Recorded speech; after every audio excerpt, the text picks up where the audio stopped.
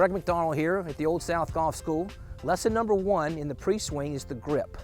And the grip is probably one of the most important things that you'll do when you have a golf club in your hand, for the simple reason that it connects you to the club.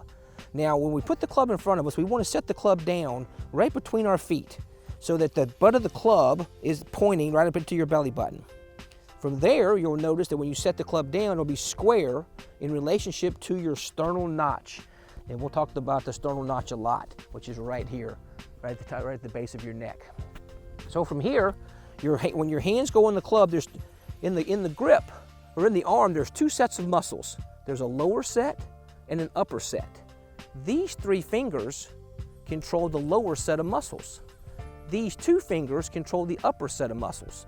So when you put your hand on the club, starting with your left hand, you want to put the club into the fingertips of the left hand with a little bit of upward pressure, so that when your hand goes on it, it simply turns a little bit to your right. And that's called the law of 30 degrees, because when you set your hands in front of you like this, you'll notice that my thumbs are angled inward. My left thumb is pointing towards 1 o'clock, and my right thumb is pointing towards 11 o'clock. Plus my thumb is running right up the strength of my arm.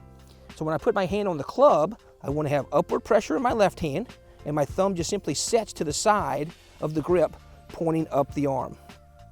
In the right hand, there's 3 ways to grip the club. We can either interlock our fingers, like that, the way Tiger Woods and Jack Nicklaus do. We can overlap our pinky finger with our index finger, which is the way about 60% of golfers do. And then you can either 10-finger or baseball grip. That's recommended for more arthritic hands or small hands. I overlap, which is simply by placing the pinky finger on top of the left index finger and letting the 2 middle fingers become the power point, have upward pressure, and then let the thumb sit right on the lifeline here. There's a lifeline in everyone's right hand, right there at the base of the palm. So simply when I take the club and simply put the side of my thumb up against my lifeline, it simply covers the thumb, and now my right thumb simply drops down to the side of the grip. On a scale, as far as grip pressure goes, you want to hold the club like you would shake somebody's hand. Some people have firmer handshakes, some have softer handshakes. But you want to hold the club in the same tension as you shake someone's hand, because that's how you're going to start the swing back. So that's lesson number 1 on the grip.